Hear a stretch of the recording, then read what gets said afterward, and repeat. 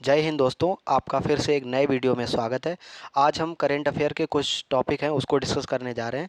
आज हमारा टॉपिक है स्टैचू ऑफ इंडिया। जितने भी स्टैचू भारत में बने हुए हैं उनको डिस्कस करेंगे, जैसे statue of equality, statue of knowledge, statue of peace, statue of prosperity, statue of unity. सारे डिस्कस करेंगे जितने भी स्टैचू हैं इंडिया के, बारी बारी से कहाँ बना, किसने उद्घाटन किया और किसके उसमें बना है, किसकी मूर्ति बनी है उस स्टैचू में। तो वो सारी चीज़ें डिस्कस करने के बाद हम लोग नोबेल प्राइज़ डिस्कस करेंगे जो 2022 में नोबेल प्राइज़ मिले हैं और किसको किस क्षेत्र में मिला है। तो वो सारा डिस्कस करेंगे, तो वीडियो पे बने रहिए। और जिन लोगों ने हमारे चैनल को सब्सक्राइब नहीं किया है तो प्लीज़ यूट्यूब चैनल को सब्सक्राइब कर लें। आइए सबसे पहले हम लोग स्टैचू डिस्कस करते हैं। Statue of India. दोस्तों, जो भारत में जितने भी स्टैचू बने हुए हैं उन सभी को डिस्कस करेंगे। जो हमारा पहला स्टैचू है वह statue of in equality, statue of equality.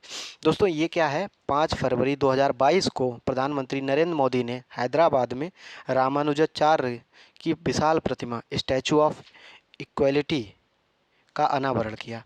Bharat ने उनकी 1000वीं जयंती को समानता के त्यौहार के रूप में मनाया है। यह प्रतिमा भद्रवेदी नामक 54 फीट ऊंची इमारत या आधार पर स्थापित है। देखिए, ये जो इसी जो स्टैचू ऑफ इक्वलिटी है, ये रामानुजाचार्य जी की मूर्ति है। ये हैदराबाद में है दोस्तों, ठीक है। ये प्रतिमा कहाँ है?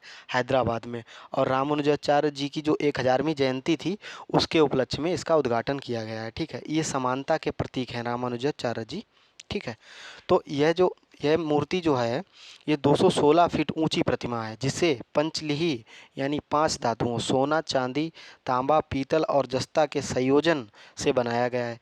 स्टैचू ऑफ इक्वलिटी बैठी हुई मुद्रा में विश्व की दूसरी सबसे ऊंची मूर्ति है।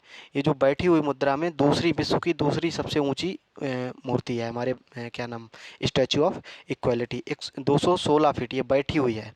और जो पहली है वो भगवान बुद्ध की मूर्ति है, वो थाईलैंड में है। ये विश्व की सबसे जो ऊंची मूर्ति है ये थाईलैंड में, ठीक है। तो हमने स्टैचू ऑफ इक्वलिटी डिस्कस किया। स्टैचू ऑफ इक्वलिटी की जो अनावरण हुआ 5 फरवरी 2022 को प्रधानमंत्री श्री नरेंद्र मोदी जी ने हैदराबाद में इसका उद्घाटन किया है, ठीक है। इसका अनावरण किया और ये 1000वीं जयंती पर इसका अनावरण किया गया। आइए अगला हम डिस्कस करते हैं। अगली जो हमारा स्टैचू है स्टैचू ऑफ नॉलेज। देखिए, स्टैचू ऑफ नॉलेज से ही हमें कुछ अनुमान लग रहा है कि सबसे ज़्यादा इस देश में अगर किसी के पास वो था एक नॉलेज यानी ज्ञान, तो हमारे डॉक्टर B.R. अम्बेडकर जी थे, जिन्होंने हमारे संविधान की प्रारूप समिति के अध्यक्ष रहे और संविधान उनकी ही देखरेख में पूरा वो हुआ, ठीक है। एक स्ट्रक्चर बनाया गया, प्रारूप तैयार किया गया, ठीक। तो उन्हीं की मूर्ति जो है स्टैचू ऑफ नॉलेज है, स्टैचू ऑफ नॉलेज। 13 अप्रैल 2022 को केंद्रीय कानून मंत्री किरण रिजिजू हैं, डॉक्टर B.R. अम्बेडकर की 131वीं जयंती की पूर्व संध्या पर लातूर महाराष्ट्र में 70 फीट ऊंची मूर्ति स्टैचू ऑफ नॉलेज का अनावरण किया। जो मंत्री हैं वो किरण रिजिजू जी हैं। इन्होंने ये केंद्रीय मंत्री ने 13 अप्रैल 2022 को इसका उद्घाटन किया। स्टैचू ऑफ नॉलेज का निर्माण स्टील के ढांचे को खड़ा कर फाइबर की मदद से किया गया है। स्टील के ढांचे में बनी हुई मूर्ति है, फाइबर की मदद से। 14 अप्रैल 2022 को भारत वर्ष में बाबा साहेब डॉक्टर B.R. अम्बेडकर की 131वीं जयंती मनाई गई। Statue of peace Jammu Kashmir में है। देखिए, अगला हमारा जो स्टैचू ऑफ पीस है, देखिए पहला हो गया स्टैचू ऑफ इक्वलिटी, दूसरा हो गया स्टैचू ऑफ नॉलेज, हम तीसरा डिस्कस कर रहे हैं स्टैचू ऑफ पीस। ये जम्मू कश्मीर में है। स्टैचू ऑफ पीस का दो जगह है भारत में, एक जम्मू कश्मीर में, एक राजस्थान में। ये 7 जुलाई 2022 को केंद्रीय गृह मंत्री अमित शाह ने वीडियो कॉन्फ्रेंसिंग के जरिए जम्मू कश्मीर के श्रीनगर में स्वामी रामानुजाचार्य जी की प्रतिमा स्टैचू ऑफ पीस का अनावरण किया। स्वामी रामानुजाचार्य वैदिक दार्शनिक और समाज सुधारक थे और उन्होंने समूचे भारत की यात्रा की एवं समानता तथा सामाजिक न्याय के सिद्धांतों पर बल दिया।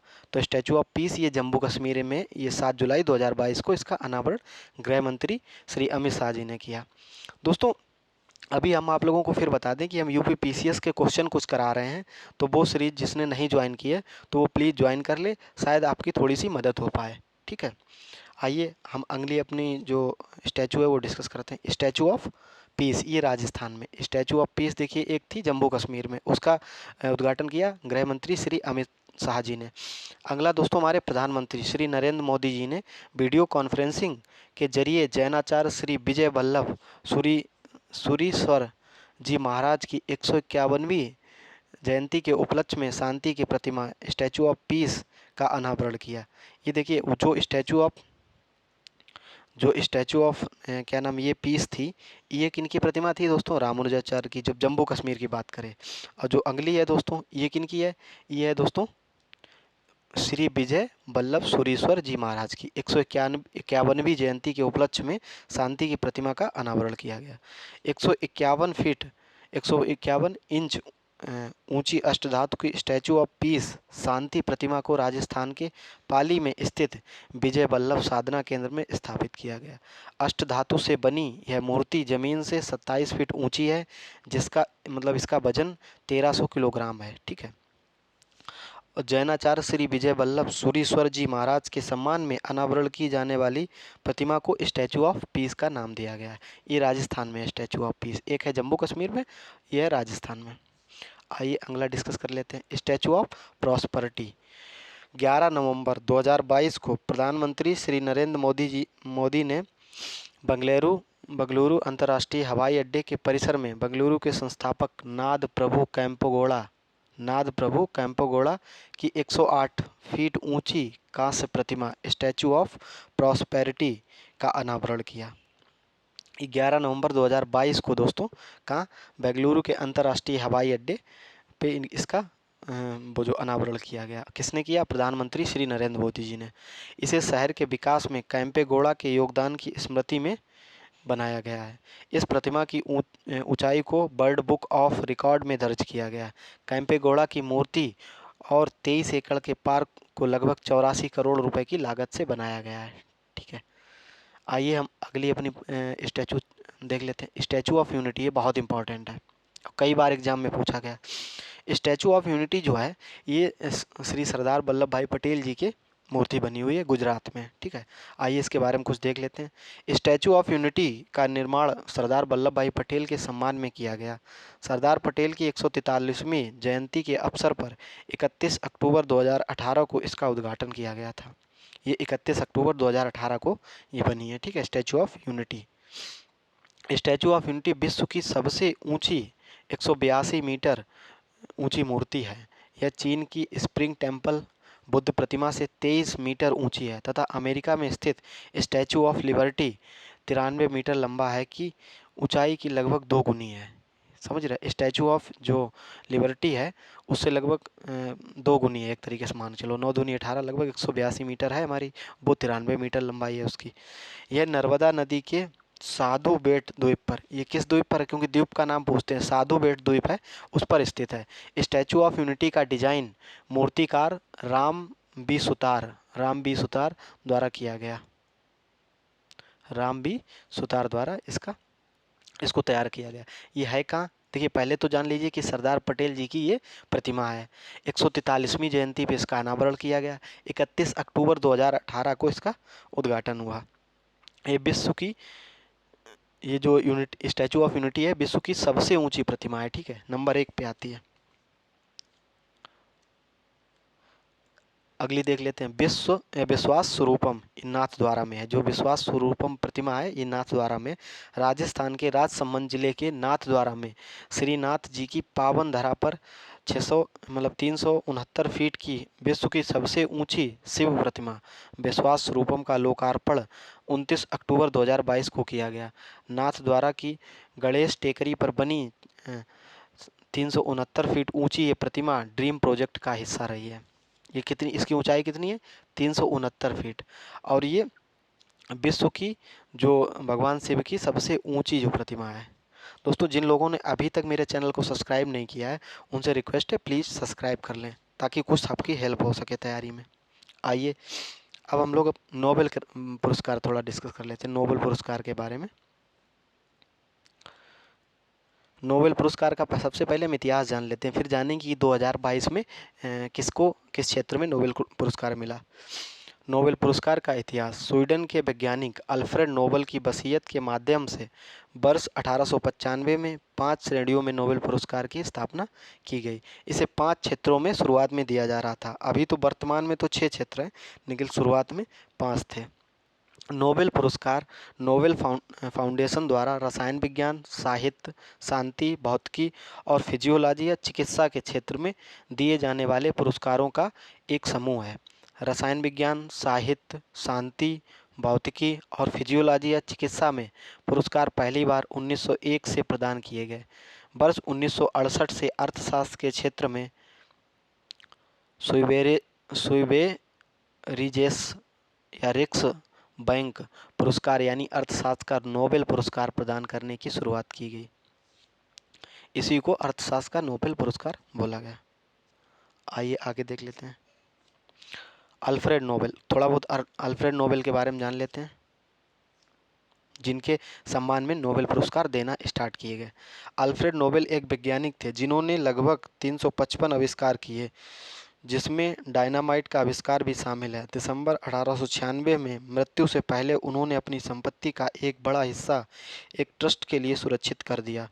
उनकी प्रबल इच्छा थी कि इस पैसे के ब्याज से प्रतिवर्ष उन लोगों को सम्मानित किया जाए जिनका कार्य संपूर्ण मानव जाति के लिए सबसे कल्याणकारी हो। स्वीडन के बैंक में जमा इसी राशि के ब्याज से नोबेल फाउंडेशन की ओर से प्रतिवर्ष शांति, साहित्य, भौतिकी, रसायन, चिकित्सा विज्ञान और अर्थशास्त्र में सर्वोत्कृष्ट योगदान के लिए पुरस्कार दिया जाता है। दोस्तों, ये जो है अल्फ्रेड नोबेल ने जो अपनी संपत्ति छोड़ी थी, उसी के उससे अभी तक ये नोबेल पुरस्कार दिए जाते हैं। हालांकि और बहुत सारे लोग काम कर रहे हैं इस क्षेत्र में, लेकिन जो मेन था अल्फ्रेड नोबेल जी का वो था पूरा। आइए आगे देख लेते हैं। Nobel foundation. नोबेल फाउंडेशन की स्थापना 29 जून 1900 ईस्वी में हुई थी, जहां नोबेल पुरस्कार का आर्थिक रूप से संचालन किया जाता था। नोबेल फाउंडेशन 5 लोगों की एक टीम है, जिसका मुखिया स्वीडन की किंग ऑफ काउंसिल की ओर से तय किया जाता है। जो नोबेल फाउंडेशन, इसका मुखिया जो है किंग ऑफ काउंसिल की ओर से, स्वीडन की जो किंग ऑफ काउंसिल है उसके माध्यम से तय किया जाता है। शेष 4 सदस्य पुरस्कार वितरक संस्थान के ट्रस्टियों की ओर से तय किए जाते हैं। ये पुरस्कार स्वीडन के राजा के हाथों से विजेताओं को दिया जाता है। विजेताओं की घोषणा प्रतिवर्ष अक्टूबर में की जाती है तथा 10 दिसंबर को अल्फ्रेड नोबेल की पुण्यतिथि पर पुरस्कार प्रदान किए जाते हैं। तो ऐसे जो है नोबेल फाउंडेशन काम करता है। ठीक है, आइए आगे कुछ देख लेते हैं। वर्ष 2022 में, अब देखिए इंपॉर्टेंट है, 2022 में किसे किसे नोबेल पुरस्कार दिए गए। सबसे पहले चिकित्सा के क्षेत्र में इस वर्ष चिकित्सा का नोबेल पुरस्कार स्वीडन के वैज्ञानिक स्वांतो पावो को प्रदान किया गया। चिकित्सा का किसे दिया गया? स्वांते पावो को प्रदान किया गया। यह पुरस्कार विलुप्त होमिनियन और मानव विकास के जीनोम से संबंधित खोजों के लिए प्रदान किया गया। किससे? विलुप्त होमिनिन और मानव विकास के जीनोम से संबंधित खोजों के लिए प्रदान किया गया चिकित्सा के क्षेत्र में। किसे? स्वांतो पावो। ये दोस्तों स्वांतो पावो हैं। इनकी प्रमुख उपलब्धियों में विलुप्त मानव प्रजातियों और आधुनिक मनुष्यों को बीच की कड़ी को प्रकट करने के लिए एक संपूर्ण निएंडरथल जीनोम का अनुकरण शामिल किया गया। देखिए, चिकित्सा का मेन एक चीज़ ध्यान रखिए कि मानव विकास के जीनोम से संबंधित खोजों के लिए इन्हें दिया गया, और इसके जो खोजकर मतलब जिन्हें मिला है उनका नाम है स्वांते पावो। ठीक, अगला देख लें। देखिए 6 क्षेत्रों में मिलता है इस समय। किस किस क्षेत्र में दोस्तों मिलता है? ये मिलता है हमारा चिकित्सा के क्षेत्र में, भौतिकी के क्षेत्र में, और रसायन के क्षेत्र में, और इसके बाद शांति के क्षेत्र में, साहित्य के क्षेत्र में, अर्थशास्त्र के क्षेत्र में। 6 क्षेत्रों में इस समय दिया जाता है। तो चिकित्सा देख लिया हमने, भौतिकी देख लेते हैं। भौतिकी किसे मिला? इस वर्ष भौतिकी का नोबेल पुरस्कार 3 वैज्ञानिकों, फ्रांस के एलन ऑस्पेक्ट, अमेरिका के जॉन एफ क्लॉसर और ऑस्ट्रेलिया के एंटोन जिलेंगर को प्रदान किया गया। यह पुरस्कार क्वांटम यांत्रिकी के क्षेत्र में प्रदान किया गया है। ये क्वांटम यांत्रिकी के क्षेत्र में तीनों लोगों को दिया गया है। कौन कौन है दोस्तों? एलन ऑस्पेक्ट और जॉन एफ क्लॉसर, ऑस्ट्रिया के एंटोन जिलिंगर को प्रदान किया। तीनों लोग हैं। इन्हें क्वांटम यांत्रिकी के क्षेत्र में प्रदान किया गया, जिसके अंतर्गत उलझे हुए फोटॉन के प्रयोग, बेल असमानताओं के उल्लंघन की स्थापना और अग्रणी क्वांटम सूचना विज्ञान पर कार्य किया गया। इसके लिए इन्हें दिया गया, क्वांटम यांत्रिकी के क्षेत्र में इन्हें ये नोबेल पुरस्कार दिया गया, रसायन वाला। अगला देख लेते हैं, अगला भौतिकी वाला दिया गया, रसायन वाला देख लेते हैं। वर्ष 2022 के लिए यह पुरस्कार संयुक्त राज्य अमेरिका के कैरोलिन बर्टोजी एवं बेरी शार्पलेस तथा डेनमार्क के मॉर्टन मेंडल को दिया गया, मॉर्टन मेंडल को दिया गया। देखिए किसे किसे दिया गया, कैरोलिन बर्टोजी, बेरी शार्पलेस और डेनमार्क के हैं मॉर्टन मेंडल। यह पुरस्कार क्लिक केमिस्ट्री और बायो ऑर्थोगोनल केमिस्ट्री के विकास के लिए दिया गया। क्लिक केमिस्ट्री का उपयोग फार्मास्यूटिकल के विकास में डीएनए मैपिंग तथा अधिक उपयुक्त सामग्री बनाने के उद्देश्य से किया जाता है। बायो ऑर्थोगोनल अभिक्रिया का प्रयोग करके शोधकर्ताओं ने कैंसर फार्मास्यूटिकल के लक्ष्यीकरण में सुधार किया। विदित है कि बेरी शार्पलेस को इससे पूर्व वर्ष 2001 में नोबेल पुरस्कार प्रदान किया जा चुका है। इन्हें क्लिक केमिस्ट्री की अवधारणा के प्रवर्तक के रूप में जाना जाता है। ये तीनों लोग हैं, कौन कौन से, मॉर्टन मेंडल, कैरोलिन बर्टोजी और बेरी शार्पलेस, तीनों लोगों को रसायन के क्षेत्र में दिया गया। अगला साहित्य, साहित्य के क्षेत्र में किसे मिला, इस वर्ष साहित्य का नोबेल पुरस्कार प्रसिद्ध फ्रांसीसी संस्मरणकार एनी अर्नॉक्स को प्रदान किया गया। एनी अर्नॉक्स हैं, उन्हें जो है साहित्य का नोबेल पुरस्कार प्रदान किया गया है। इनके प्रसिद्ध स्मरण लेस एनीस द ईयर्स में द्वितीय विश्व युद्ध के ठीक पश्चात फ्रांसीसी समाज के विस्तृत चित्रण को दिखाया गया है। A man's place, a girl story of I remain in darkness, इनकी कुछ अन्य कृतियां हैं। ये किसे मिला है दोनों दोस्तों, एनी अर्नॉक्स को, साहित्य के क्षेत्र में एनी अर्नॉक्स हैं जो, उन्हें साहित्य का नोबेल प्राइज़ मिला है। शांति का देख लीजिए, ये बहुत महत्वपूर्ण है शांति का। इस वर्ष शांति के लिए नोबेल पुरस्कार एक व्यक्ति सहित 2 संस्थाओं को प्रदान किया गया। एक व्यक्ति हैं और 2 संस्थाएं हैं। इसमें बेलारूस के मानवाधिकार एलेस बियालित्स्की, रूस के एवं यूक्रेन के मानवाधिकार संगठनों क्रमशः मेमोरियल एवं सेंटर फॉर सिविल लिबर्टी शामिल हैं। एलेस बियालित्स्की और memorial centre for civil liberty, ये दोनों को मिला है। वर्ष 1987 में स्थापित रूसी मानवाधिकार संगठन मेमोरियल के संस्थापक में आंद्रेई सखारोव एवं स्वेतलाना गन्नू-सकीना शामिल हैं। विदित है कि आंद्रेई सखारोव और 1975 में नोबेल शांति पुरस्कार प्रदान किया गया था। ये तीनों लोगों को मिला है, ठीक है, 2 संस्थाएं, एक व्यक्ति हैं। अगला आर्थिक क्षेत्र में किसे मिला, आर्थिक विज्ञान। इस वर्ष यह पुरस्कार 3 अमेरिकी अर्थशास्त्री Ben S Bernanke, Douglas W Diamond और फिलिप एच डाइबिंग को प्रदान किया गया, डाइबिंग को प्रदान किया गया। इन्हें यह पुरस्कार बैंकों और वित्तीय संकट पर शोध के लिए दिया गया। ये तीनों लोग हैं, ठीक है। तो नोबेल पुरस्कार हमारे जो 6 नोबेल पुरस्कार दिए जाते हैं वो सारे हो गए। अब दोस्तों हम आप लोगों से रिक्वेस्ट कर रहे हैं कि सभी लोग हमारे यूट्यूब चैनल को सब्सक्राइब कर लें, ताकि हम और अच्छे वीडियो बना सकें और कंटेंट पे मेहनत कर सकें। क्योंकि जब तक आप लोग सपोर्ट नहीं करेंगे तब तक हमारा कुछ नहीं हो पाएगा। आप सपोर्ट करेंगे तभी हम अच्छे से आपको कंटेंट प्रोवाइड करा पाएंगे, अच्छे से सारी चीज़ें कर पाएंगे। क्योंकि हम मोटिवेट रहेंगे तो उतनी ज़्यादा मेहनत करेंगे। ठीक है दोस्तों, धन्यवाद। आप सभी लोग अच्छे रहें, स्वस्थ रहें और अच्छे से अपनी पढ़ाई करते रहें। जय हिंद, जय भारत।